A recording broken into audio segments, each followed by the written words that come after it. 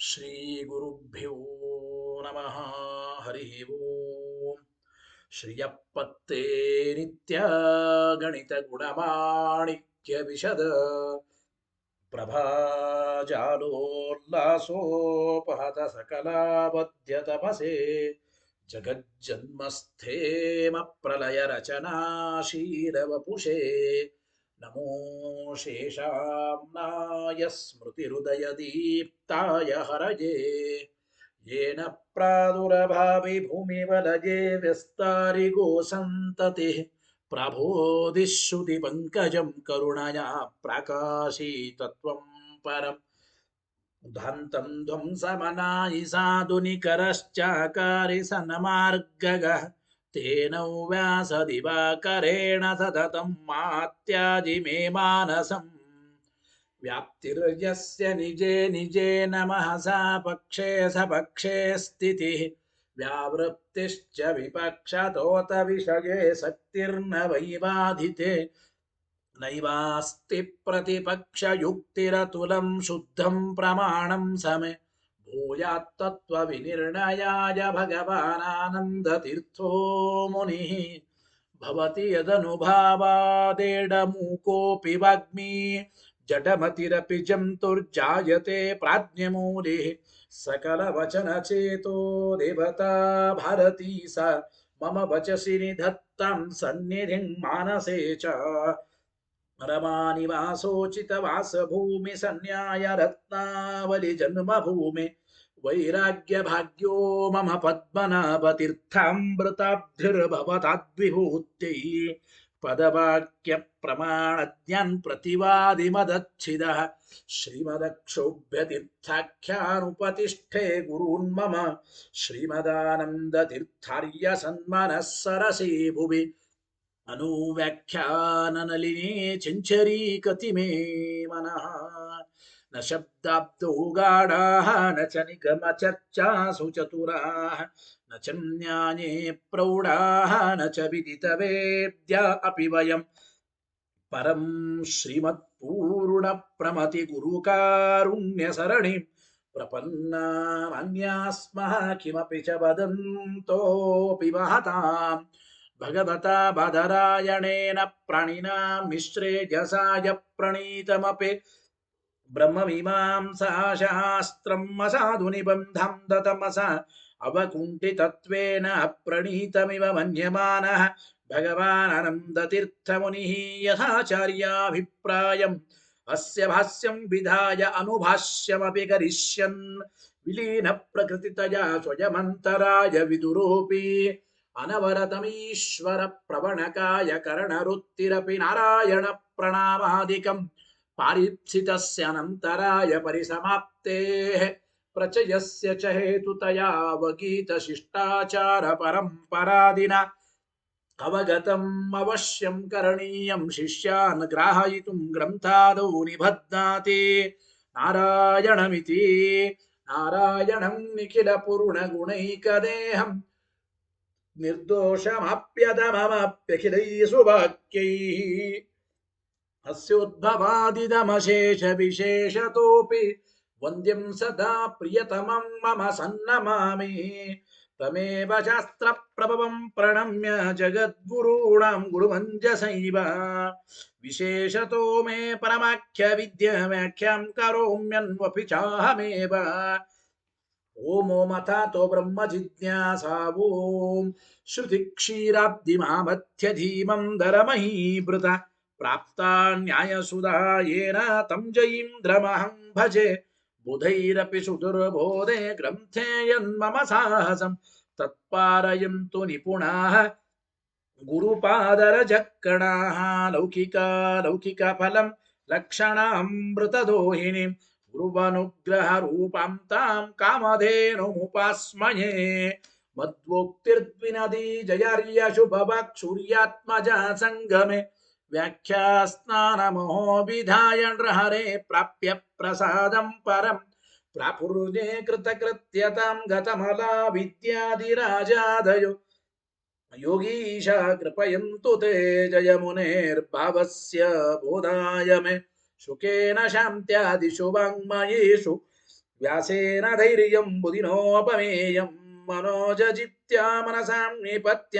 ರಘುತ್ತಮಾಖ್ಯಂ ಸ್ವಗುರುಂ ನಮಾಮಿ ನದಗ್ಧಂ ಯಸ್ಯ ಕೌಪೀನಂ ಅಗ್ನೌ ದತ್ತಮಪಿ ಸ್ಫುಟಂ ವೇದವ್ಯಾಸ ಗುರುಂ ನೌಮಿ ಶ್ರೀವೇದೇಶರಮಸ್ಕೃತಂ ಸತ್ಯನಾಥ ಗುರು ಪಾತು ಯೋಧೀರೋ ನವಚಂದ್ರಿಕಂ ನವಾಮೃತ ಗದಾ ತೀರ್ಥ ತಾಂಡವಾನಿ ವ್ಯಚೀಕೃಪತ ಆರೂಢ ಸಹಸಾ ಯತೀಂದ್ರಪದಮೀಂ ಗತ್ವಾ ಚ ವಾರಾಣಸಿ ತತ್ರತ್ಯಾನ್ ಕುಮತ ಪ್ರಚಾರ ನಿರತಾನದ್ವೈತ ದಿಗ್ಧಂತಿನಃ ಪ್ರೌಢಾರ್ಥೇ ವಚನೆ ಸುಯುಕ್ತಿ ಖಚಿತೈ ಸಂಬೀಜಯನ್ಮೋದಯನ್ ಸತ್ಯಧ್ಯಾನ ಸುಕೇಸರಿ ವಿಜಯತೆ ಪಾದಾಶಿತ ಶ್ರೀಪತೆ ಪ್ರಾವೋಚದ್ಯೋತಿಕಂ ನ್ಯಾಯ ಸುಧಾವಾಕ್ಯಾರ್ಥಚಂದ್ರಿಕಂ ಸತ್ಯ ಪ್ರಜ್ಞ ಗುರುರ್ದದ್ಯಾತ್ ಪ್ರಜ್ಞಾಂ ವೈದಾಂತಿಕಿಂ ಸದಾ ಬಂಧುಸ್ತ್ವಂ ಗುರುರಿಷ್ಟದೈವತಮಿತಿ ತ್ವತ್ಪಾದಪಂಕೇರುಹಂ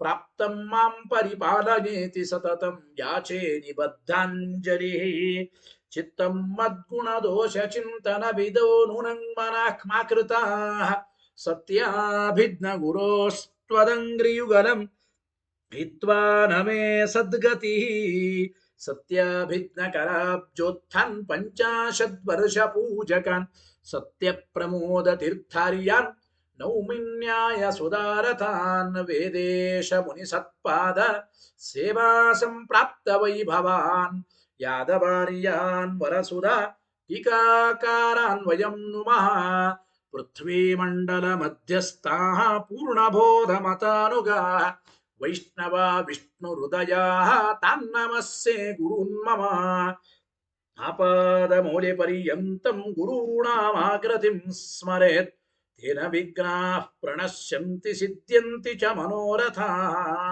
ಶುಭಾಂ ಧ್ಯಾಯಂತಿ ಏಕಾಮ ಗುರುದೇವಃ ಪ್ರಸಾದಜಾನಿತರಾನ್ ಆತ್ಮಪಾಪೋತ್ಥಾನ್ ತೇಷಾಂ ವಿದ್ಯಾ ಫಲಿಷ್ಯತೆ ಯೈರಹಂ ಶುಕವತ್ ಸಮ್ಯಕ್ ಶಿಕ್ಷಿತೋಸ್ಮಿ ಕೃಪಾಲುಭಿಃ ಶ್ರೀಮತ್ಸತ್ಯಾತ್ಮತೀರ್ಥಾರ್ಯಾನ್ ವಂದೇ ವಿದ್ಯಾ ಗುರುಂ ಮಮ ಮೂಲರಾಮ ಪದಾಸಕ್ತಂ ಸ್ವರ್ಣಮಂಟಪಕಾರಿಣಂ ಗುರುಸ್ಮರಣಕರ್ತಾರಂ ವಂದೇ ಸತ್ಯಾತ್ಮಯೋಗಿನಂ ಸ್ವಸ್ತ್ಯಸ್ತು ಸತಾಮಖಿಲ ಸನ್ಮಂಗಲಾನಿ ಭವಂತು ಶ್ರೀ ಗುರುಭ್ಯೋ ನಮಃ ಹರಿ ಓಂ ಶ್ರೀ ಗುರುಭ್ಯೋ ನಮಃ ಶ್ರೀಮದ್ ಆಚಾರ್ಯರ ಈ ಅನುವ್ಯಾಖ್ಯಾನ ಶ್ಲೋಕದ ಮೇಲೆ ಒಂದು ಸಣ್ಣ ವ್ಯಾಕರಣದ ಪ್ರಶ್ನೆ. ಶ್ಲೋಕ ಏನು? ಪ್ರಧಾನವಾಗಿ ವೈಲಕ್ಷಣ್ಯಂ ಸತಶ್ಚಾಪಿ ಸ್ವಯಂ ಸದ್ಭೇದವಾದಿನಃ ಅಸತಶ್ಚಾಪಿ ವಿಶ್ವಸ್ಯ ತೇನಾನಿಷ್ಟಂ ಕಥಂ ಭವೇತ್. ತೇನಾನಿಷ್ಟಂ ಕಥಂ ಭವೇತ್. ತೇನ ಹಿಂದೆ ಹೇಳಿದ ಒಂದು ಅರ್ಥ ಅಂದ್ರೆ ಈ ರೀತಿ ನೀನು ಸಾಧ್ಯವನ್ನ ಮಾಡಿದಾಗ ಕಥಂ ಅನಿಷ್ಟಂ ಭವೇತ್, ಅದರಿಂದ ನಮಗೇನು ಅನಿಷ್ಟ ಆಯಿತು ಅಂತ ಒಂದು ಪ್ರಶ್ನೆ. ಆದರೆ ಇನ್ನೊಂದು ರೀತಿ ವ್ಯಾಖ್ಯಾನ ಮಾಡಿದ್ವಿ, ತೇ ನಿನಗೆ ಅನಿಷ್ಟಂ ಕಥಂ ನ ಭವೇತ್, ಈ ರೀತಿಯಾಗಿ ವ್ಯಾಖ್ಯಾನ ಮಾಡಿದ್ದಾರೆ. ಅಂದ್ರೆ ನಿನಗೇನೆ ಅಪಸಿದ್ಧಾಂತ, ಸಿದ್ಧ ಸಾಧನತಾ ದೋಷ, ಅರ್ಥಾಂತರತಾ ದೋಷ, ನಿನಗೇನೆ ಈ ರೀತಿ ದೋಷ ಬರುತ್ತದೆ. ತೇನಾನಿಷ್ಟಂ ಕಥಂ ಭವೇತ್ ಎಂಬ ಮಾತಿನಿಂದ ಆಚಾರ್ಯ ಹೇಳುತ್ತೆ ಅನಿಷ್ಟಂ ಕಥಂ ನ ಭವೇತ್ ಅಂತ ಹಿಂಗೆ ಹೇಳಿದ್ದಾರೆ. ಇಲ್ಲಿ ಒಂದು ಪ್ರಶ್ನೆ ಏನಂದ್ರೆ, ಕೇಚಿತ ಕೆಲವರು ಈ ರೀತಿಯಾಗಿ ವಿಭಾಗ ಮಾಡಿ ಪದಚ್ಛೇದ ಮಾಡಿ ವ್ಯಾಖ್ಯಾನ ಮಾಡೋದು ಉಂಟು. ಕೆಲವರು ಏನು ಅಂದ್ರೆ, ಕೇಚಿತ ಕೆಲವರು ತೇ ಅಂದ್ರೆ ತೇನ ಅನಿಷ್ಟಂ ಕಥಂ ನ ಭವೇತ್, ತೇನ ಅನಿಷ್ಟಂ ಕಥಂ ಭವೇತ್ ಅಂತ ನಾವು ಹೇಳಿದ್ವಿ ಇಷ್ಟೊತ್ತು. ಈ ರೀತಿಯಾಗಿ ಸಾಧ್ಯ ಮಾಡೋದ್ರಿಂದ ಅನಿಷ್ಟಂ ಕಥಂ ಭವೇತ್. ಪ್ರಶ್ನೆ, ನಮಗೇನು ಅನಿಷ್ಟ ಆಯಿತು, ಏನು ಅನಿಷ್ಟ ಆಗೋದಿಲ್ಲ ಅಂತ ನಮ್ಮ ಅಭಿಪ್ರಾಯ. ತೇನ ಅನಿಷ್ಟಂ ಕಥಂ ಭವೇತ್ ಹಿಂಗಲ್ಲ. ಈಗ ಕೆಲವರು ಏನ್ ಮಾಡ್ತಾ ಇದ್ರು, ತೇ ನ ಅನಿಷ್ಟಂ ಕಥಂ ಭವೇತ್ ಅಂದ್ರೆ ಅನಿಷ್ಟಂ ಕಥಂ ನ ಭವೇತ್ ಹಿಂಗ್ ಕೆಲವರು ಅರ್ಥ ಮಾಡ್ತಾರೆ. ತೇ ಅಂದ್ರೆ ತವ ನಿನಗೆ, ಅನಿಷ್ಟಂ ಅನಿಷ್ಟವು, ಕಥಂ ನ ಭವೇತ್ ಇತಿ ವ್ಯಾಚಕ್ಷ್ಯತೆ, ಹೀಗೆ ವ್ಯಾಖ್ಯಾನ ಮಾಡಿ ಅಲ್ಲಿ ಏನ್ ಪ್ರಶ್ನೆ ಬರುತ್ತದೆ? ಹಾಗಾದ್ರೆ ಶ್ಲೋಕದಲ್ಲಿ ಕೊನೆಯ ಪಾದ ತೇನಾನಿಷ್ಟಂ ಕಥಂ ಭವೇತ್, ಕೊನೆಯ ಪಾದದಲ್ಲಿ ತೇನಾನಿಷ್ಟಂ ಕಥಂ ಭವೇತ್ ಎಂಬ ಮಾತನ್ನ ಹೇಳಿದಂತಾಯಿತು. ಅಂದರೆ ಇಲ್ಲಿ ಏನು ಪ್ರಶ್ನೆಯಪ್ಪ ಅಂದ್ರೆ ತೇನಾನಿಷ್ಟಂ ಕಥಂ ಭವೇತ್ ಅಂತ ಪ್ರಯೋಗ ಮಾಡ್ಲಿಕ್ಕೆ ಬರಲ್ರಿ. ಯಾಕೆ ಅಂದ್ರೆ ಪಾದದ ಆದಿಯಲ್ಲಿ ಯುಷ್ಮ ಶಬ್ದವಾದ ತೇ ಎಂಬ ರೂಪ ಪ್ರಯೋಗ ಮಾಡ್ಲಿಕ್ಕೆ ಬರೋದಿಲ್ಲ. ತೇ ನ ಅನಿಷ್ಟಂ ಕಥಂ ಭವೇತ್, ತೇ ಅಂದ್ರೆ ನಿನಗೆ, ತೇ ಎಂಬುದು ಯುಷ್ಮ ಶಬ್ದದ ರೂಪ. ಅದು ಪಾದದ ಆದಿಯಲ್ಲಿ ಯುಷ್ಮ ಶಬ್ದದ ಪ್ರಯೋಗ ತೇ ಎಂಬ ಪ್ರಯೋಗ ಬರೋದಿಲ್ಲ ಅಂತ ಪ್ರಶ್ನೆ. ಯಾಕೆ? ಅಪಾದಾದೌ ನ ಪಾದಾದೌ ಅಂತೂ ಇದೆ. ತತ್ರ ನ ಪಾದಾದೌ ಇತಿ ಪ್ರತಿಷೇಧಸ್ಯ, ಪಾದದ ಆದಿಯಲ್ಲಿ ಯುಷ್ಮ ಶಬ್ದದ ಒಂದು ರೂಪ ತೇ ಎಂಬ ಶಬ್ದ ಹೇಗೆ ಪ್ರಯೋಗ ಮಾಡಿದಿರಿ? ಪಾದದ ಆದಿಯಲ್ಲಿ ಯುಷ್ಮ ಶಬ್ದದ ಪ್ರಯೋಗ ಇಲ್ಲ, ಬರೋದಿಲ್ಲ ಅಂತ ಪ್ರಶ್ನೆ ಬಂದರೆ ಅದಕ್ಕೆ ಹೇಳ್ತಾ ಇದ್ದಾರೆ ನೋಡಿ. ಏನು?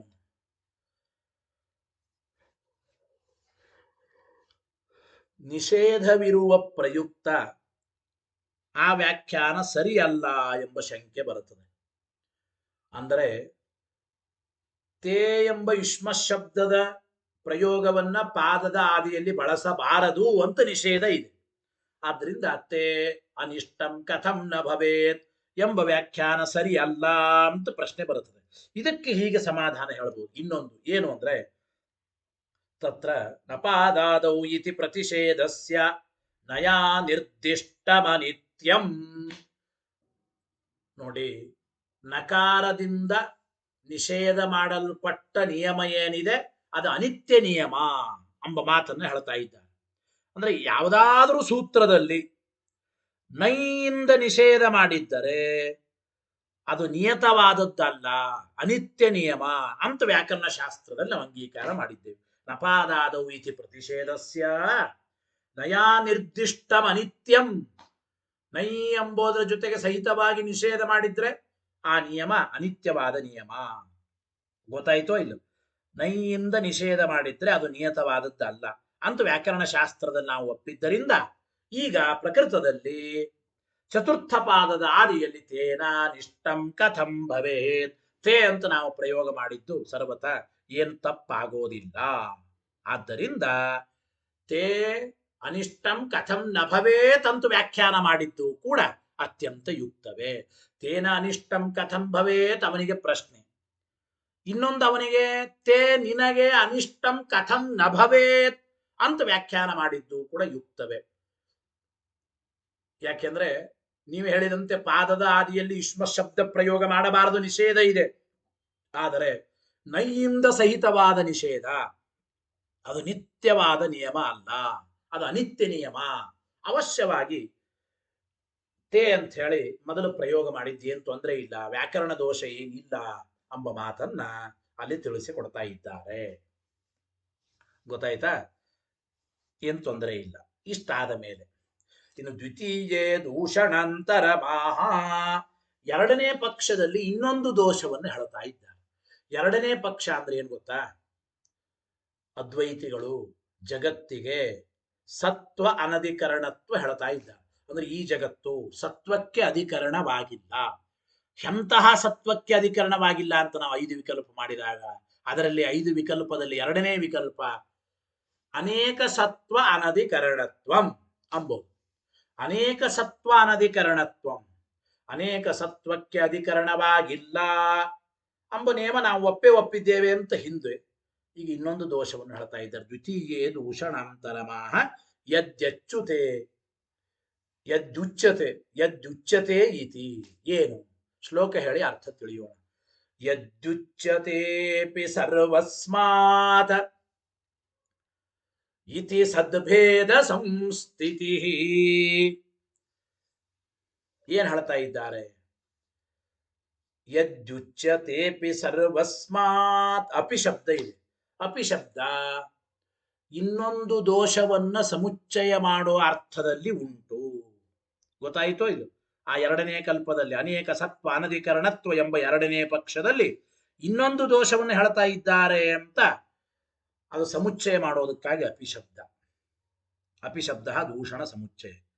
ಸರ್ವಸ್ಮಾದಪಿ ಇತ್ಯಭಿವಿಧೌವಾ. ಇನ್ನೊಂದು ರೀತಿಯಾಗಿ ಅಪಿಶಬ್ದಕ್ಕೆ ವ್ಯಾಖ್ಯಾನ ನೋಡಿ. ದೋಷ ಸಮುಚ್ಚಯವನ್ನು ತಿಳಿಸುತ್ತದೆ ಒಂದು, ಅಥವಾ ಒಂದನ್ನೂ ಬಿಡದೇನೆ ಎಲ್ಲವನ್ನೂ ಸಂಗ್ರಹ ಮಾಡಿ ಸರ್ವಸತ್ವ ಅನಧಿಕರಣತ್ವ ಅವಚ್ಛಿನ್ನ ಪ್ರತಿಯೋಗಿತಾಕತ್ವ ಎಂಬ ಅಭಿಪ್ರೇತ ಸೂಚನೆ ಮಾಡುವ ಸಲುವಾಗಿ ಸರ್ವಸ್ಥಾದಪಿ ಎಂಬ ಮಾತನ್ನು ಕೂಡ ಇಲ್ಲಿ ತಿಳಿಸಿಕೊಡ್ತಾ ಇದ್ದಾರೆ ಅಂತ ನಾವು ಚಿಂತನೆ ಮಾಡಬೇಕು. ಅಂದ್ರೆ ಅನೇಕ ಎಂಬ ಶಬ್ದಕ್ಕೆ ಎಲ್ಲ ಸತ್ವಗಳು ಎಂಬ ಅಭಿಪ್ರಾಯವನ್ನು ನಾವು ಚಿಂತನೆ ಮಾಡಬಹುದು. ಸರ್ವಸ್ಮಾದಪಿ ಇತ್ಯಭಿವಿಧೌವ ಅಂದ್ರೆ ಅನೇಕ ಸತ್ವಗಳು ಜಗತ್ತಿನಲ್ಲಿ ಇಲ್ಲ, ಅಂದ್ರೆ ಎಲ್ಲಾ ಸತ್ವಗಳು ಜಗತ್ತಿನಲ್ಲಿ ಇಲ್ಲ.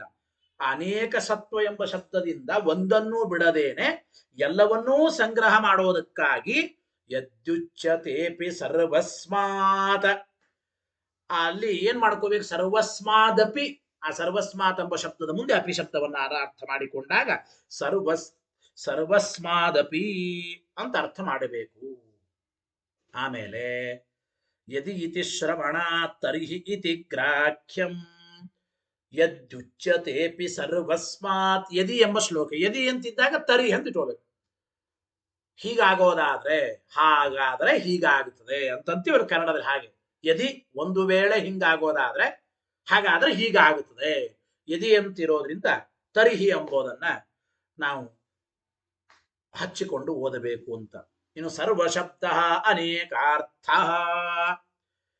ಇಲ್ಲಿ ಸರ್ವಸ್ಮಾದಪಿ ಅಂದ್ರು. ಸರ್ವ ಎಂಬ ಶಬ್ದಕ್ಕೆ ಅನೇಕ ಅನೇಕ ಎಂಬ ಅರ್ಥವನ್ನು ಇಟ್ಕೋಬೇಕು. ಸರ್ವ ಶಬ್ದಕ್ಕೆ ಇಲ್ಲಿ ಅನೇಕ ಅಂದ್ರೆ ಒಟ್ಟಿನಲ್ಲಿ ಏನ್ ಅಭಿಪ್ರಾಯ ಅಂದ್ರೆ, ಯದಿ ಅನೇಕಸ್ಮಾತ್ ಸತಃ ವೈಲಕ್ಷಣ್ಯಂ ಅಂದ್ರೆ ಏನ್ ಅಭಿಪ್ರಾಯ? ಅನೇಕ ಸತ್ವ ಅನಧಿಕರಣತ್ವ. ಈ ಜಗತ್ತಿನಲ್ಲಿ ಒಟ್ಟು ಎಲ್ಲದರಿಂದಲೂ ಸತ್ವ ಇಲ್ಲ ಅಂತೀನಿ ಅಂದ್ರೆ ಅನೇಕ ಸತ್ವಗಳು ಜಗತ್ತಿನಲ್ಲಿ ಇಲ್ಲ. ಅನೇಕ ಸತ್ವ ಅನಧಿಕರಣತ್ವ ಅಂಬೋದನ್ನು ಸಾಧನ ಮಾಡ್ತೇನೆ ಅಂತಂದರೆ ಏನಾಯಿತು? ಅದನ್ನು ಬರೀತಾರೆ. ಅನೇಕ ಸತ್ವ ಅನಧಿಕರಣತ್ವಂ ವಿಶ್ವಸ್ಯ ಸಾಧ್ಯಂ ಯದಿ ಇತಿ ಉಚ್ಯತೆ ಚೇತ್. ಅನೇಕ ಸತ್ವ ಅನಧಿಕರಣತ್ವ ಅಂಬೋದನ್ನು ಒಟ್ಟು ಜಗತ್ತಿಗೆ ಸಾಧನ ಮಾಡ್ತೀನಿ ಅಂತಂಬೋದಾದ್ರೆ ತರ್ಹಿ ಸತಾಂ ಸದ್ಭೇದ ಸಂಸ್ಥಿತಿ ಇತಿ ಸದ್ಭೇದ ಸಂಸ್ಥಿತಿ. ತರ್ಹಿ ಸತಾಂ ಭೇದ ಸಂಸ್ಥಿತಿ ತತಶ್ಚ ಅಪಸಿದ್ಧಾಂತ. ಅಂದ್ರೆ ಜಗತ್ತಿಗೆ ನೀವೇನ್ ಹೇಳ್ದಂಗಾಯ್ತು? ಅನೇಕ ಸತ್ವಗಳು ಇಲ್ಲ ಅಂದ್ರೆ ಈ ಜಗತ್ತು ಅನೇಕ ಸತ್ವಗಳಿಗೆ ಅಧಿಕರಣವಾಗಿಲ್ಲ. ಸಂತೋಷ, ಹೇಳು. ಅನೇಕ ಸತ್ವ ಅನಧಿಕರಣತ್ವ ಎಂಬುದನ್ನು ಸಾಧನ ಮಾಡೋದಾದ್ರೆ ಮೊದಲು ಅನೇಕ ಸತ್ವವನ್ನು ನೀನು ಒಪ್ಪದಂಗಾಯ್ತಲ್ಲಪ್ಪ. ಅನೇಕ ಪದಾರ್ಥಗಳಲ್ಲಿ ಸತ್ವ ಇದೆ, ಬೇರೆ ಬೇರೆ ಬೇರೆ ಬೇರೆ ಬೇರೆ ಸತ್ವಗಳಿವೆ. ಅನೇಕ ಸತ್ವಗಳು ಈ ಜಗತ್ತಿನಲ್ಲಿ ಇಲ್ಲ ಅಂತ ಸಾಧನ ಮಾಡ್ಬೇಕು ತಾನೆ. ಹಾಗಾದ್ರೆ ಅಂತೂ ಅನೇಕ ಸತ್ ಪದಾರ್ಥಗಳನ್ನು ಒಪ್ಪಬೇಕಾಯ್ತಲ್ಲ. ಆಗ್ಲಿ ಒಪ್ತೇನೆ ಅಂದ್ರೆ ಅನೇಕ ಸತ್ ಪದಾರ್ಥಗಳನ್ನು ಒಪ್ಪಿಬಿಟ್ರೆ ನಿನಗೆ ಅಪಸಿದ್ಧಾಂತ ಬ್ರಹ್ಮೈವ ಸತ್ಯಂ ಎಂಬ ನಿನ್ನ ಸಿದ್ಧಾಂತ ಬಿದ್ದೋಯಿತು. ಗೊತ್ತಾಯ್ತೋ ಇಲ್ಲ? ಅನೇಕ ಸತ್ವ ಅನಧಿಕರಣತ್ವ ವಿಶ್ವಸ್ಯ ಸಾಧ್ಯಂ ಇತಿ ಯದಿ ಉಚ್ಯತೆ ಚೇತ್.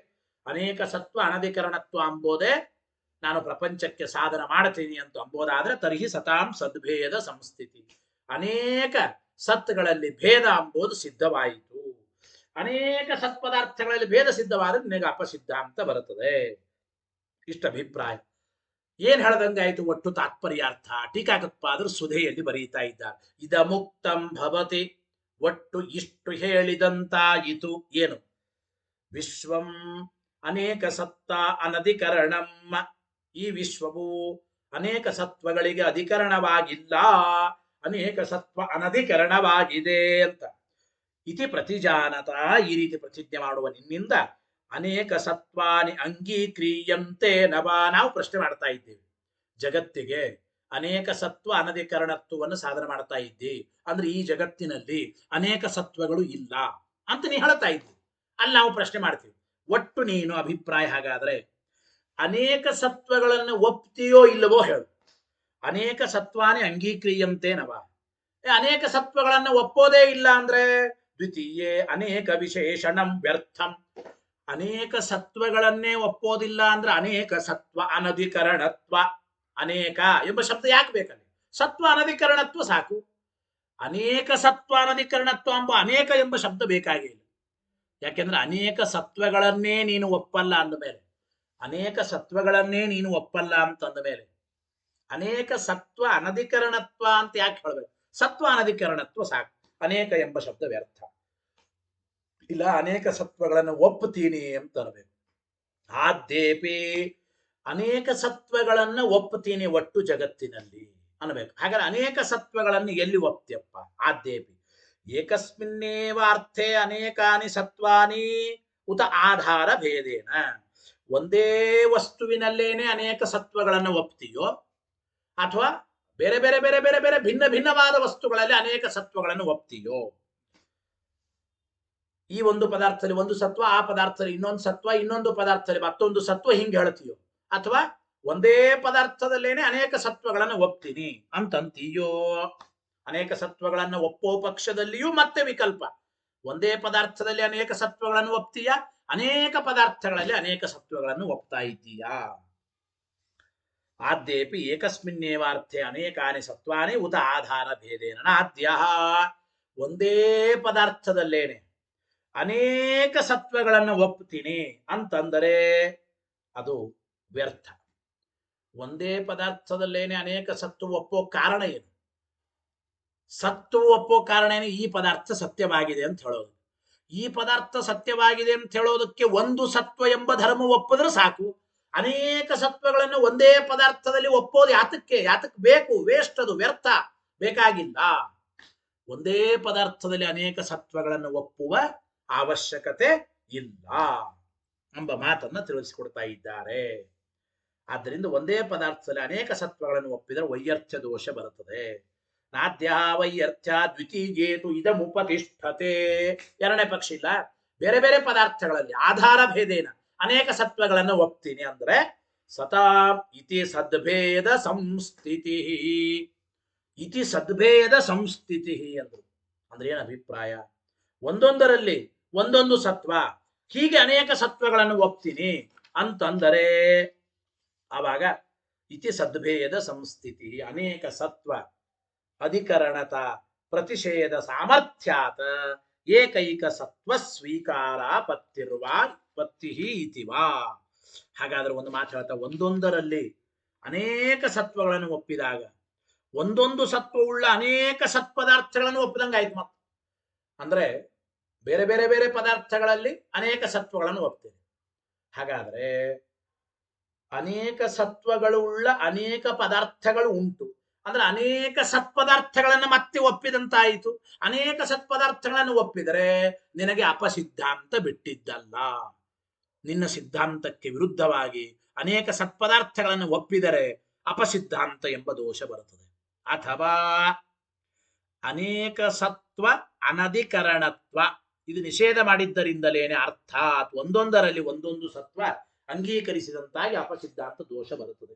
ಅಂದ್ರೆ ಒಂದೇ ಪದಾರ್ಥದಲ್ಲಿ ಅನೇಕ ಸತ್ವ ಅನಧಿಕರಣತ್ವ ಹೇಳಲಿಕ್ಕೆ ಬರಲ್ಲ. ಅನೇಕ ಸತ್ವಗಳು ಈ ಒಂದು ಪದಾರ್ಥದಲ್ಲಿ ಇಲ್ಲ ಅಂತ ನಿಷೇಧ ಮಾಡಿದ್ರಿಂದ ಹಾಗಾದ್ರೆ ಏನಾಯ್ತು? ಒಂದೊಂದು, ಈಗ ನೋಡಿ, ಒಂದೇ ಪದಾರ್ಥದಲ್ಲಿ ಅನೇಕ ಸತ್ವಗಳು ಇಲ್ಲ ನಿಷೇಧ ಮಾಡಿದ್ವಿ, ಇದು ಸರಿನೇ. ಒಂದೇ ಪದಾರ್ಥದಲ್ಲಿ ಅನೇಕ ಸತ್ವಗಳು ಯಾಕೆ ಇರುತ್ತದೆ? ಇರೋದೇ ಇಲ್ಲ. ಹಾಗಾದ್ರೆ ಬೇರೆ ಬೇರೆ ಪದಾರ್ಥಗಳಲ್ಲಿ ಅನೇಕ ಸತ್ವಗಳು ಇರುತ್ತದೆ ಅಂತ ಆಯ್ತು. ಬೇರೆ ಬೇರೆ ಪದಾರ್ಥಗಳು ಅಲ್ಲಿ ಅನೇಕ ಸತ್ವಗಳು ಇರುತ್ತದೆ. ಘಟ ಎಂಬ ಸತ್ಪದಾರ್ಥ ಒಂದು, ಪಟ ಎಂಬ ಸತ್ಪದಾರ್ಥ ಒಂದು, ಸ್ತಂಭ, ಕುಂಭ, ಗಾಡಿ, ಕಂಬ ಎಲ್ಲಾನು ಒಂದೊಂದು ಪದಾರ್ಥದಲ್ಲಿ ಅನೇಕ ಸತ್ವ ಒಪ್ತಾ ಹೋದ್ರೆ ಅದರ ಅನೇಕ ಸತ್ಯ ಪದಾರ್ಥಗಳನ್ನು ಒಪ್ಪಿದಂತಾಯಿತು. ನಿಮಗೆ ಅಪಸಿದ್ಧಾಂತ ಎಂಬ ದೋಷ ಬಂದೇ ಬರುತ್ತದೆ ಎಂಬ ಮಾತನ್ನ ತಿಳಿಸಿಕೊಡ್ತಾ ಇದ್ದಾರೆ. ಇಷ್ಟು ಒಂದು ವಿಚಾರ ಮುಗಿಯಿತು.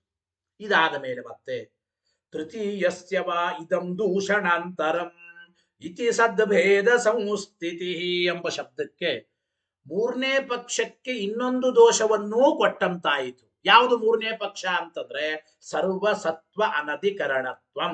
ಈ ಪ್ರಪಂಚದಲ್ಲಿ ನಾನು ಸರ್ವಸತ್ವಗಳು ಇಲ್ಲ ಅಂತ ಹೇಳ್ತೇನೆ ಅಂದರೆ ಸರ್ವಸತ್ವಕ್ಕೆ ಅನಧಿಕರಣವಾಗಿದೆ ಪ್ರಪಂಚ.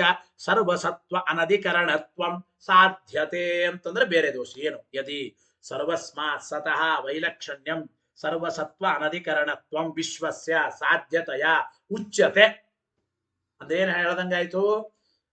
ವೈಲಕ್ಷಣ್ಯಂ ಸತಶ್ಚಾಪಿ ಸ್ವಯಂ ಸದ್ಭೇದವಾದಿನಃ ಅಸತಶ್ಚಾಪಿ ವಿಶ್ವಸ್ಯ ತೇನಾರಿಷ್ಟಂ ಕಥಂ ಭವೇತ್. ಮುಂದೆ ಹೇಳ್ತಾ ಯದ್ಯುಚ್ಯತೇಪಿ ಸರ್ವಸ್ಮಾತ್ ಇತಿ ಸದ್ಭೇದ ಸಂಸ್ಥಿತಿ.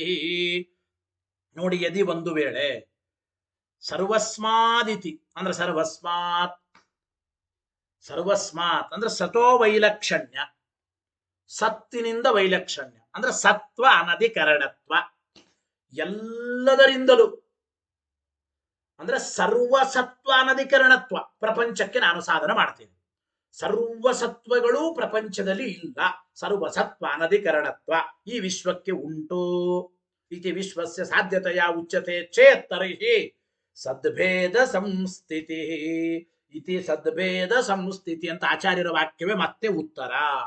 ಏನು ಅಲ್ಲಿ ತಿಳಿಸಿಕೊಡ್ತಾ ಇದ್ದ ನೋಡಿ. ನಹಿ ಅನೇಕ ಸದ್ ಅನಂಗೀಕಾರೆ ಸರ್ವ ಶಬ್ದಸ್ಯ ಪ್ರಯೋಜನಮಸ್ತಿ. ಈ ಪ್ರಪಂಚದಲ್ಲಿ ಸರ್ವಸತ್ವಗಳು ಇಲ್ಲ ಅಂತ ನಿಷೇಧ ಮಾಡಬೇಕು ನೀನು. ಸರ್ವಸತ್ವಗಳು ಇಲ್ಲ ಅಂತ ನಿಷೇಧ ಮಾಡಬೇಕಾರೆ ಸರ್ವ ಎಂಬ ಶಬ್ದ ಸಾರ್ಥಕವಾಗಬೇಕಾದ್ರೆ ಮೊದಲು ಅನೇಕ ಸತ್ವಗಳನ್ನು ಒಪ್ಕೋಬೇಕೋ ಬೇಡವೋ? ಅನೇಕ ಸತ್ಪದಾರ್ಥಗಳನ್ನು ಒಪ್ಪದೇನೆ ಸರ್ವ ಸತ್ವ ಅನಧಿಕರಣತ್ವ ಎಂಬುದನ್ನು ಹೇಳಲಿಕ್ಕೆ ಬರಲ್ಲ. ಸರ್ವ ಶಬ್ದವೇ ವ್ಯರ್ಥ. ಅನೇಕ ಸತ್ಪದಾರ್ಥಗಳನ್ನು ಒಪ್ಪದೇ ಹೊರತು ಸರ್ವ ಸತ್ಪದಾರ್ಥಗಳು ಅಂತ ಅಲ್ಲಿಕ್ಕೆ ಬರಲ್ಲ. ಅನೇಕ ಸದ ಅನಂಗೀಕಾರ, ಅನೇಕ ಸತ್ಪದಾರ್ಥಗಳನ್ನು ಒಪ್ಪದೇ ಹೋದರೆ ನಹಿ ಸರ್ವ ಶಬ್ದಸ್ಯ ಪ್ರಯೋಜನಮಸ್ತಿ. ಸರ್ವ ಶಬ್ದಸ್ಯ ಪ್ರಯೋಜನಂ ನಹಿ ಅಸ್ತಿ. ಸರ್ವಥಾ ಸರ್ವ ಶಬ್ದಕ್ಕೆ ಪ್ರಯೋಜನ ಎಂಬುದು ಇಲ್ಲವೇ ಇಲ್ಲ ಅಂತ ಆಗುತ್ತದೆ. ಸಂತಿ ಅನೇಕಾನಿ ಸಂತಿ, ಅನೇಕ ಸತ್ಪದಾರ್ಥಗಳು ಅವರೇ, ಅದರ ಪಾರಮಾರ್ಥಿಕಂತೂ ಏಕಮೇವ. ಮತ್ತೆ ಹಿಂಗ ಅವರನ್ನಬೇಕು. ಅನೇಕ ಸತ್ಪದಾರ್ಥಗಳನ್ನು ಒಪ್ಪೋಣ, ಯಾರು ಬೇಡ ಅಂತ. ಅನೇಕ ಸತ್ಪದಾರ್ಥಗಳನ್ನು ಒಪ್ಪೋಣ, ಅಂದ್ರೆ ವ್ಯಾವಹಾರಿಕವಾಗಿ ಅನೇಕ ಸತ್ಪದಾರ್ಥಗಳು ಉಂಟು, ಪಾರಮಾರ್ಥಿಕವಾಗಿ ಒಂದೇ ಸತ್ಪದಾರ್ಥ ಬ್ರಹ್ಮ. ಮತ್ ಹಿಂಗ್ ಹೇಳ್ತೀನಿ ಅಂದ್ರೆ ತತ್ ಸಿದ್ಧ್ಯರ್ಥಮೇವ ಅದ್ಯಾಪಿ ಭವತಃ ಪ್ರಯತನಾದ. ಈ ರೀತಿ ನಿನಗೆ ಈಗ ಹೇಳಲಿಕ್ಕೆ ಬರಲ್ಲ. ವ್ಯಾವಹಾರಿಕವಾದ ಅನೇಕ ಸತ್ಪದಾರ್ಥಗಳನ್ನು ಒಪ್ತೀನಿ, ಪಾರಮಾರ್ಥಿಕವಾದ ಸತ್ಪದಾರ್ಥ ಒಂದೇ ಬ್ರಹ್ಮ ಅಂತೆಲ್ಲ ಯಾವಾಗ ಅನ್ಬೇಕು?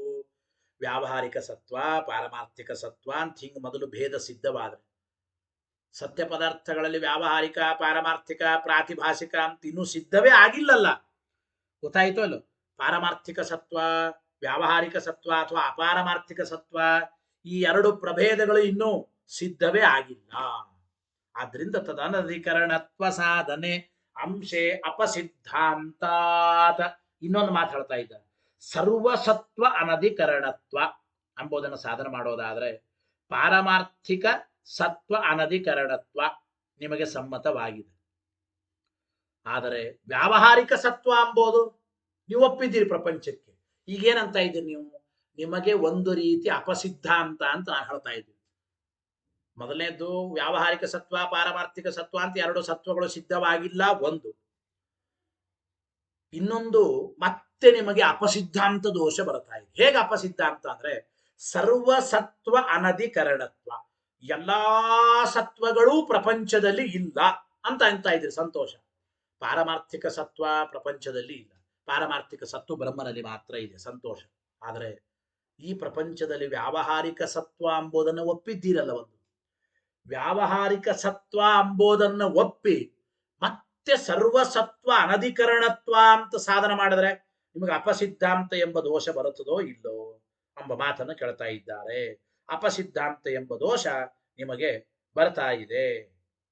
ಗೊತ್ತಾಯ್ತೋ ಇಲ್ಲ? ಸರ್ವಸತ್ವಗಳು ಇಲ್ಲ ಅಂತ ಹೇಳಿ ವ್ಯಾವಹಾರಿಕ ಸತ್ವವನ್ನು ಒಪ್ಪಿದ್ದೀರಿ. ಮತ್ತೆ ವ್ಯಾವಹಾರಿಕ ಸತ್ವವನ್ನು ಒಪ್ಪಿ ಎಲ್ಲಾ ಸತ್ವಗಳು ಇಲ್ಲ ಅಂದ್ರೆ ವ್ಯಾವಹಾರಿಕ ಸತ್ವನು ಇಲ್ಲ ಅಂತ ಹೇಳಿಬಿಟ್ರೆ ನೀವು ಒಪ್ಪಿದ ಮಾತಿಗೆ ನಿಮಗೆ ವಿರುದ್ಧವಾಗುತ್ತದೆ. ಅಪಸಿದ್ಧಾಂತ ಎಂಬ ದೋಷ ಬರೋದೇನೆ. ತದನಧಿಕರಣತ್ವ ಸಾಧನೆ ಅಂಶೇ ಅಪಸಿದ್ಧಾಂತ. ವ್ಯಾವಹಾರಿಕ ಸತ್ವವನ್ನು ಒಪ್ಪಿದ್ದಿ, ಅದು ಮತ್ತೆ ಅದೂ ಇಲ್ಲ ಅಂದ್ರೆ ಈಗ ಅಪಸಿದ್ಧಾಂತ ಎಂಬ ದೋಷ, ಅಂಶೇ ಅಪಸಿದ್ಧಾಂತ ಎಂಬ ದೋಷ ಬರ್ತಾ ಇದೆ. ಇಷ್ಟು ಒಂದು.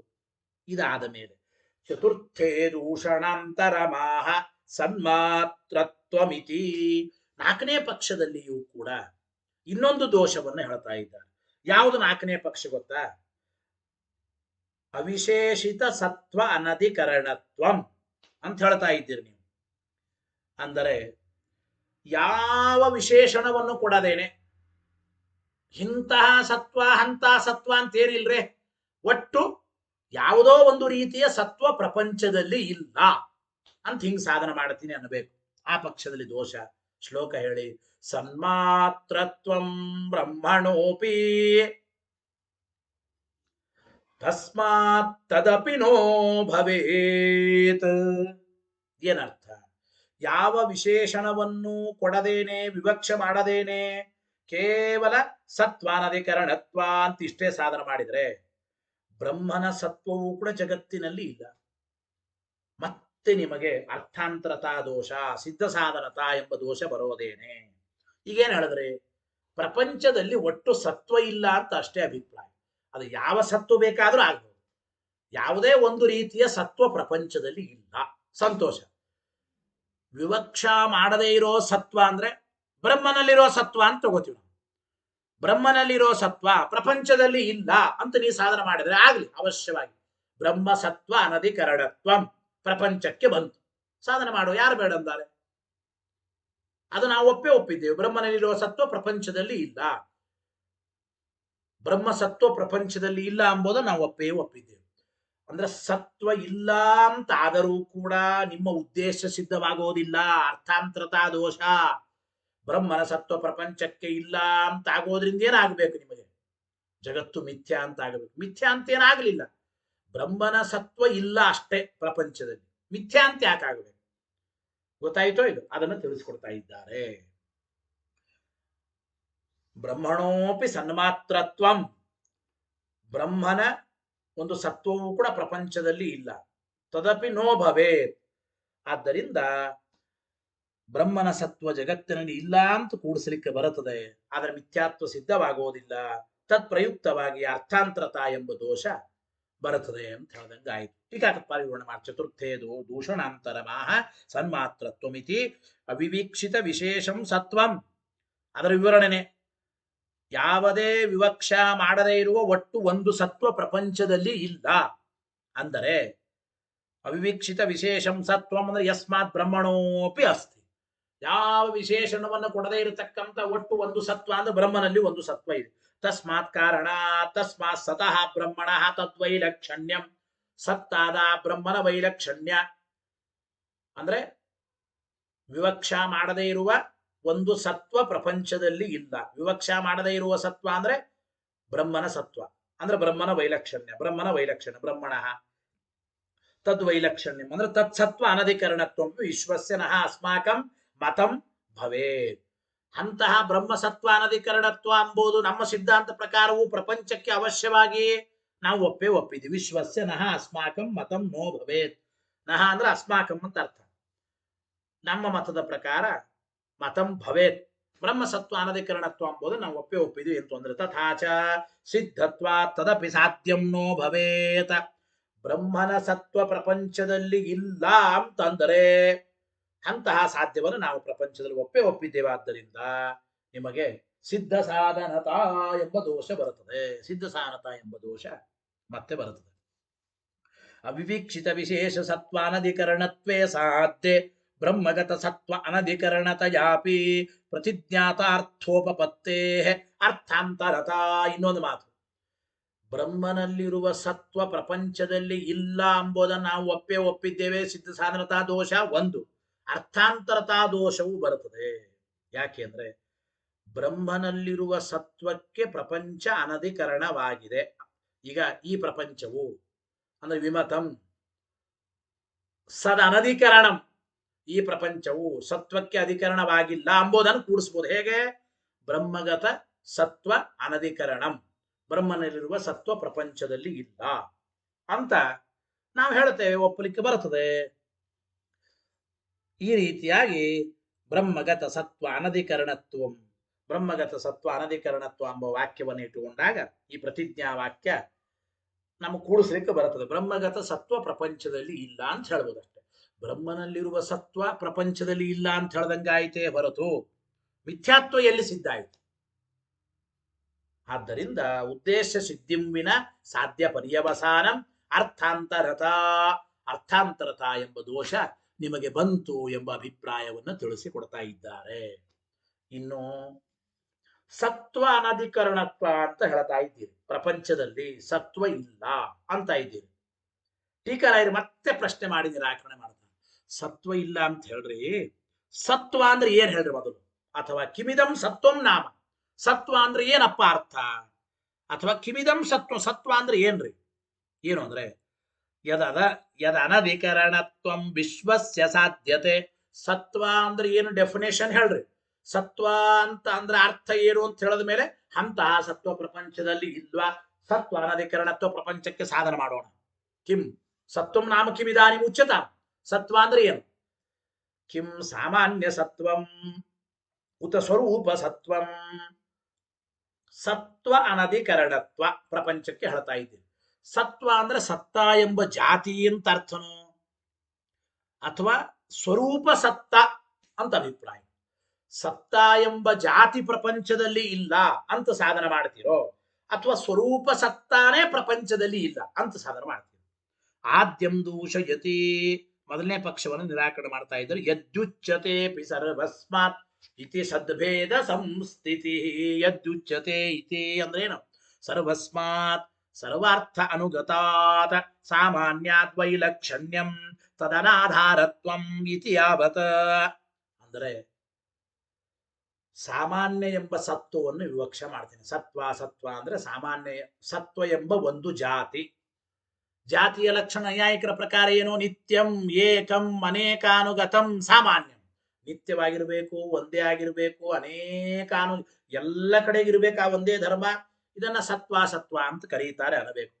ಈ ರೀತಿ ಸತ್ವ ಎಂಬುದೊಂದು ಜಾತಿ, ಅನೇಕಾನುಗತವಾದ ಸತ್ವ ಎಂಬ ಧರ್ಮ ಅದೊಂದು ಜಾತಿ. ಅಂತಹ ಜಾತಿ ರೂಪವಾದ ಸತ್ವ, ಅನೇಕಾನುಗತವಾದ ಜಾತಿ ರೂಪವಾದ ಸತ್ವ ಪ್ರಪಂಚದಲ್ಲಿ ಇಲ್ಲ ಅಂತ ಹಿಂಗ್ ಸಾಧನ ಮಾಡೋದಾದರೆ ಸಾಧ್ಯತೆಯ ಯದಿ ಉಚ್ಯತೆ ತದಾ ಸದ್ಭೇದ ಸಂಸ್ಥಿತಿ. ಆಗ ಮತ್ತೆ ಅನುಗತವಾದ ಸತ್ವವನ್ನು ನೀನು ಒಪ್ಪಿದಂತಾಯಿತು. ಎಲ್ಲಾ ಕಡೆಗೆ ಎಲ್ಲ ಸತ್ಪದಾರ್ಥಗಳಲ್ಲಿರುವ ಒಂದು ಸತ್ತ ಎಂಬ ಜಾತಿ ಇದೆ. ಸಂತೋಷ, ಹೇಳು. ಹಾಗಾದ್ರೆ ಅನೇಕ ಕಡೆ ಈ ಸತ್ತ ಎಂಬ ಜಾತಿ ಇದೆ ಅಂದ್ರೆ ಅರ್ಥ ಏನು? ಅನೇಕ ಪದಾರ್ಥಗಳು ಸತ್ಪದಾರ್ಥಗಳು ಉಂಟು ಅಂತ ಹೇಳ್ದಂಗೆ ಆಯ್ತೋ ಇಲ್ಲೋ? ನೋಡಿ, ತದಾ ಸದ್ಭೇದ ಸಂಸ್ಥಿತಿ ಯದಿ ಅಂದ್ರೆ ಸತ್ತ ಎಂಬ ಜಾತಿ ಅನೇಕ ಕಡೆ ಇದೆ. ಅನೇಕ ಕಡೆ ಸತ್ತ ಎಂಬ ಜಾತಿ ಇದೆ ಅಂದ್ರೆ ಸದ್ಭೇದ ಸಂಸ್ಥಿತಿ, ಅನೇಕ ಸತ್ಪದಾರ್ಥಗಳಲ್ಲಿ ಅಂದ್ರೆ ಭಿನ್ನ ಭಿನ್ನವಾದ ಅನೇಕ ಸತ್ಪದಾರ್ಥಗಳನ್ನು ಒಪ್ಪಿದಂತಾಯಿತು. ಮತ್ತೆ ಅಪಸಿದ್ಧಾಂತ ಎಂಬ ದೋಷ ನಿನಗೆ ಬಂದೇ ಬರುತ್ತದೆ. ಅವರಂದ್ರು ಇಲ್ಲ, ಅನುಗತವಾದ ಒಟ್ಟು ಒಂದು ಸತ್ತ ಎಂಬುದೇ ನಾನು ಒಪ್ಪೋದಿಲ್ಲ. ಯದಿ ಸತ್ತೈವ ನಾಸ್ತಿ ತದಾ ತದನಧಿಕರಣತ್ವ ಪ್ರತಿಜ್ಞಾ ವ್ಯರ್ಥ ಸ್ಯಾತ್. ಒಟ್ಟು ಸತ್ತ ಎಂಬ ಜಾತಿನೇ ಒಪ್ಪೋದಿಲ್ಲ ಅಂತ ಅಂದುಬಿಟ್ರೆ ಹಾಗಾದ್ರೆ ಸತ್ವ ಅನಧಿಕರಣತ್ವ, ಈ ಜಗತ್ತು ಸತ್ವಕ್ಕೆ ಅಧಿಕರಣವಾಗಿಲ್ಲ ಅಂತ ಹೇಗೆ ಸಾಧನ ಮಾಡ್ತೀರಿ? ಸಾಧನ ಮಾಡಲಿಕ್ಕೆ ಬರೋದಿಲ್ಲ. ಈ ಜಗತ್ತು ಸತ್ವಕ್ಕೆ ಅಧಿಕರಣವಾಗಿಲ್ಲ ಅಂತ ಹೇಳಲಿಕ್ಕೆ ಬರೋದಿಲ್ಲ. ಹಾಗಾದ್ರೆ ಯಾಕೆ? ಅನುಗತವಾದ ಸತ್ತ ಎಂಬುದೇ ಇಲ್ಲ ಅಂದ್ರೆ ಅಂತಹ ಸತ್ವಕ್ಕೆ ಅಧಿಕರಣವಾಗಿಲ್ಲ ಅಂತ ನೀವು ಏನು ಪ್ರತಿಜ್ಞೆ ಮಾಡ್ತಾ ಇದ್ದೀರಿ, ಅದು ಸರಿಯಾಗೋದಿಲ್ಲ. ನ ಇದಂ ಶಶವಿಷಾಣಾಧಿಕರಣಂ ಇತಿ ಬತ ವಿಪ್ರತಿಪತ್ತೇರೇವ ಅನುದಜಾತ್. ನೋಡಿ ಏನು ಅಂದ್ರೆ ಇದು ಶಶವಿಷಾಣಕ್ಕೆ ಅಧಿಕರಣವಾಗಿಲ್ಲ ಅಂತ ನಿಷೇಧ ಮಾಡ್ಲಿಕ್ಕೆ ಬರ್ತದ? ಬರೋದೇ ಇಲ್ಲ. ಯಾಕೆಂದ್ರೆ ಶಶವಿಷಾಣ ಎಂಬ ವಸ್ತುನೇ ಇಲ್ಲ ಅಂದ ಮೇಲೆ ಅತ್ರ ಶಶವಿಷಾಣಂ ನಾಸ್ತಿ ಅಂತ ನಿಷೇಧ ಮಾಡ್ಲಿಕ್ಕೆ ಬರಲ್ಲ. ಅತ್ರ ಶಶವಿಷಾಣಂ ನಾಸ್ತಿ ಅಂತ ಯಾವಾಗ ನಿಷೇಧ ಮಾಡಬಹುದಾಗಿತ್ತು? ಶಶವಿಷಾಣ ಎಂಬ ಪದಾರ್ಥ ಪರ್ಟಿಕ್ಯುಲರ್ ಆಗಿದ್ದರೆ. ಶಶವಿಷಾಣಂ ಇತಿ ವಸ್ತುರೇವ ನಾಸ್ತಿ, ಶಶವಿಷಾಣ ಎಂಬ ವಸ್ತುನೇ ಇಲ್ಲ ಅಂದಮೇಲೆ ಅತ್ರ ಶಶವಿಷಾಣಂ ನಾಸ್ತಿ ಅಂತ ನಿಷೇಧ ಮಾಡಲಿಕ್ಕೆ ಬರೋದಿಲ್ಲ. ಹಾಗೆ ಅನುಗತವಾದ ಸತ್ತ ಎಂಬ ಜಾತಿನೇ ಇಲ್ಲ ಅಂದ ಮೇಲೆ ಅನುಗತವಾದ ಸತ್ತಾ ಜಾತಿಯ ಅನಧಿಕರಣವಾಗಿದೆ ಪ್ರಪಂಚ ಅಂತ ಹೇಗೆ ಹೇಳ್ತಾ ಇದ್ದೀರಿ? ಈ ಪ್ರಪಂಚ ಸತ್ತಾ ಎಂಬ ಜಾತಿಗೆ ಅಧಿಕರಣವಾಗಿದೆಯೋ ಇಲ್ವೋ ಅದು ಪ್ರಶ್ನೆನೇ ಬರೋದಿಲ್ಲ. ವಿಪ್ರತಿಪತ್ತಿ, ಸಂದೇಹ, ವಿವಾದನೆ ಬರೋದಿಲ್ಲ. ಗೊತ್ತಾಯ್ತಲ್ಲ? ಆದ್ದರಿಂದ ಪ್ರಕೃತದಲ್ಲಿ ಸತ್ತಾ ಎಂಬ ಅನುಗತವಾದ ಧರ್ಮನೇ ಇಲ್ಲ ಅಂದ್ರೆ ಆ ಸತ್ತಾ ಜಾತಿಗೆ ಅಧಿಕರಣವಾಗಿಲ್ಲ, ಹಾಗೆ ಅದೋ ಇಲ್ಲವೋ ಎಂಬ ಪ್ರಶ್ನೆನೇ ಬರೋದಿಲ್ಲ. ಆದ್ರಿಂದ ವಿಮತಂ ಸದ್ ಅನಧಿಕರಣಂ, ಸತ್ತಾ ಎಂಬ ಜಾತಿಗೆ ಅಧಿಕರಣವಾಗಿಲ್ಲ ಅಂತ ನೀವು ಹೇಳತಕ್ಕಂಥದ್ದು ಸರ್ವಥ ಯುಕ್ತವಾದದ್ದಲ್ಲ ಎಂಬ ಮಾತನ್ನ ತಿಳಿಸಿಕೊಡ್ತಾ ಇದ್ದಾರೆ. ಗೊತ್ತಾಯ್ತಾ? ಸತ್ತಾ ಎಂಬ ಜಾತಿಗೆ ಅಧಿಕರಣವಾಗಿಲ್ಲ ಅಂತ ಹೇಳಲಿಕ್ಕೆ ಬರೋದಿಲ್ಲ. ಇನ್ನು ಸತ್ತಾ ಸಾಮಾನ್ಯ ಅಂಗೀಕಾರೇಚ, ಇಲ್ಲ ಸತ್ತಾ ಎಂಬ ಅನುಗತವಾದ ಜಾತಿಯನ್ನು ಒಪ್ತೀನಿ ಅಂತ ಅನ್ಬೇಕು. ಅನುಗತವಾದ ಸತ್ತಾ ಎಂಬ ಸಾಮಾನ್ಯವನ್ನ ಅಂದ್ರೆ ಸತ್ತಾ ಎಂಬ ಜಾತಿಯನ್ನು ಒಪ್ಪೋದಾದ ಅನೇಕ ಸತ್ವಗಳನ್ನು ಒಪ್ಪಿದಂತಾಯಿತು. ಸತ್ತಾ ಸಾಮಾನ್ಯ ಅಂಗೀಕಾರೇಚ ಸದ್ಭೇದ ದುರ್ವಾರ ಏವ.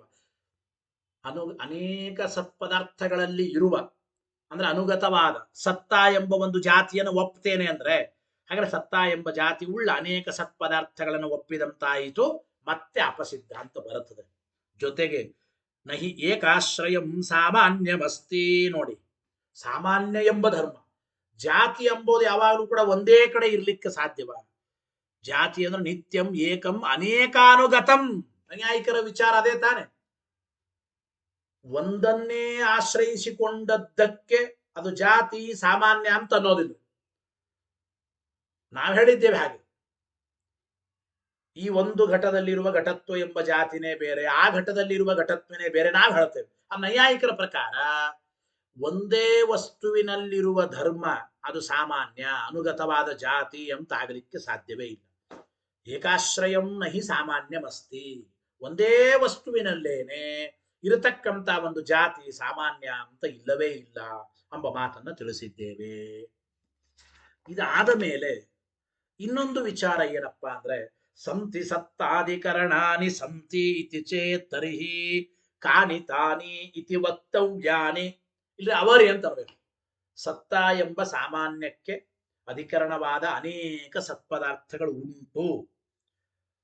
ಸತ್ತ ಎಂಬ ಅನುಗತವಾದ ಜಾತಿಗೆ ಆಶ್ರಯವಾದ ಅನೇಕ ಸತ್ಪದಾರ್ಥಗಳನ್ನು ನಾನು ಒಪ್ತೀನಿ.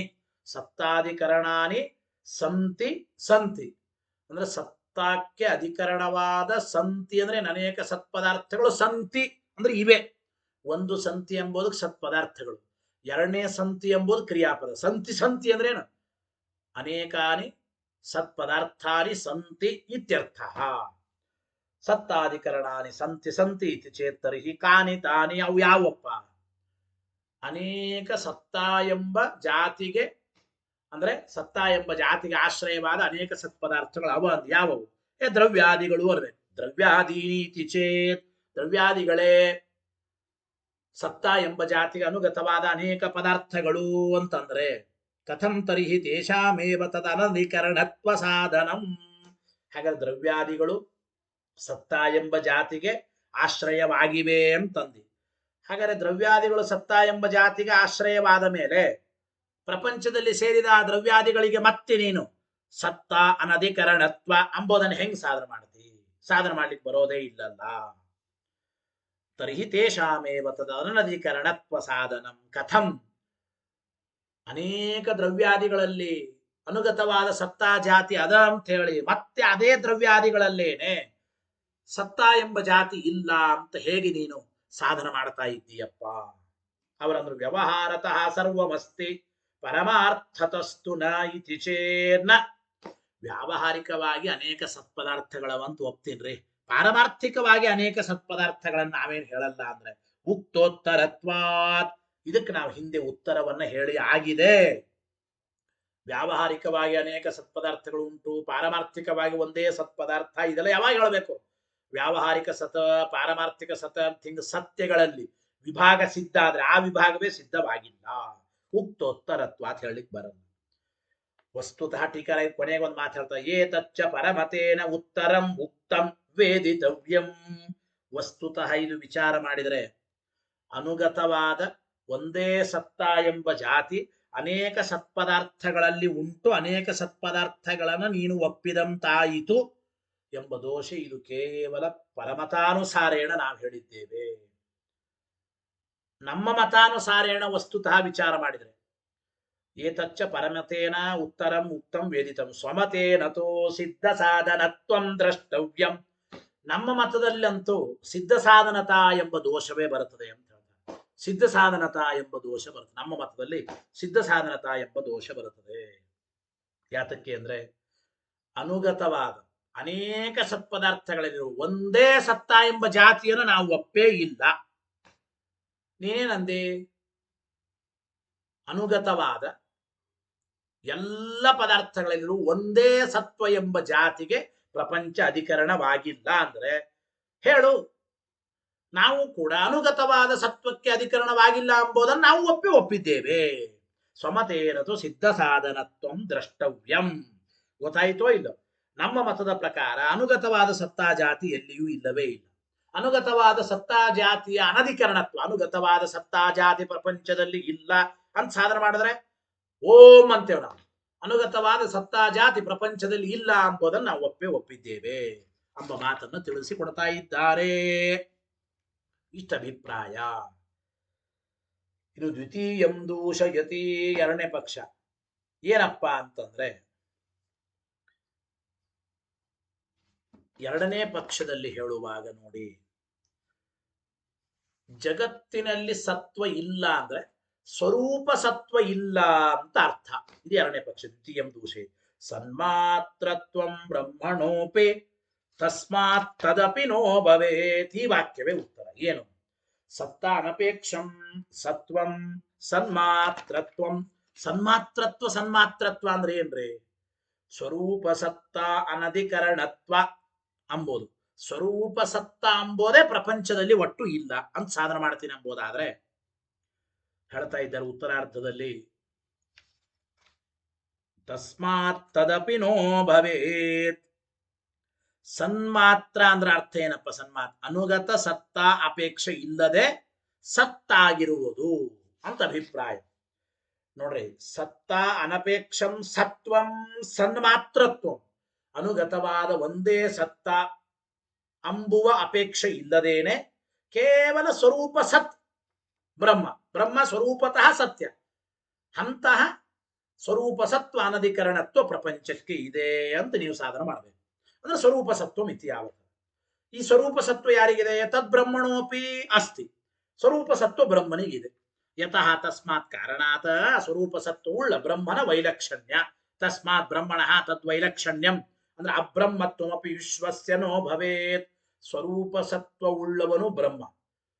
ಆ ಅಂದ್ರೆ ಸ್ವರೂಪ ಸತ್ವ ಅನಧಿಕರಣತ್ವ ಪ್ರಪಂಚಕ್ಕೆ ಹೇಳಿದ್ರೆ ಏನಾಯ್ತು? ಸ್ವರೂಪ ಸತ್ವ ಪ್ರಪಂಚದಲ್ಲಿ ಇಲ್ಲ. ಸ್ವರೂಪ ಸತ್ತಾದವನು ಬ್ರಹ್ಮ. ಆ ಬ್ರಹ್ಮನ ವೈಲಕ್ಷಣ್ಯ ಪ್ರಪಂಚಕ್ಕೆ ಹೇಳ್ದಂಗೆ ಆಯ್ತು. ಓಂ ಅವಶ್ಯವಾಗಿ ಬ್ರಹ್ಮನ ವೈಲಕ್ಷಣ್ಯವನ್ನ ಪ್ರಪಂಚಕ್ಕೆ ನಾವು ಒಪ್ಪಿಕೊಂಡೇ ಇದ್ದೇವೆ. ಬ್ರಹ್ಮನ ವೈಲಕ್ಷಣ್ಯವನ್ನ ನಾವು ಹೇಳುತ್ತೇವೆ. ಏನ್ ತೊಂದರೆ ಇಲ್ಲ. ಬ್ರಹ್ಮನ ವೈಲಕ್ಷಣ್ಯ ಇದ್ದ ಮಾತ್ರಕ್ಕೆ ಅದು ಮಿಥ್ಯಾ, ಜಗತ್ತು ಸುಳ್ಳು ಅಂತ ಆಗಬೇಕಾಗಿಲ್ಲ. ಅಥವಾ ಇನ್ನೊಂದು ದೋಷವನ್ನು ಹೇಳ್ತಾ ಇದ್ರೆ, ಅಥವಾ ಸಾಮಾನ್ಯ ಸತ್ತಾಪೇಕ್ಷೆ ದೋಷಾಂತರಂ ಅನೇನ ಉಚ್ಯತೆ. ಸಾಮಾನ್ಯ ಸತ್ತಾ ಅಂತ ಅಭಿಪ್ರಾಯ ಇಟ್ಟುಕೊಂಡಾಗ ಇನ್ನೊಂದು ದೋಷ ಹೇಳ್ತಾ ಇದ್ದ. ಏನು ಅಂತಂದ್ರೆ ನೋಡಿ, ತಥಾಹಿ ಸತ್ತಾ ಸಾಮಾನ್ಯ ವಿದುರಸ್ಯಾಪಿ ಬ್ರಹ್ಮಣ ಸನ್ಮಾತ್ರತ್ವಂ ಸ್ವರೂಪ ಸತ್ವಂ ತಾವದಸ್ತಿ. ಅಂದ್ರೆ ಬ್ರಹ್ಮ ಸಾಮಾನ್ಯ ಸತ್ತಾ ರಹಿತ.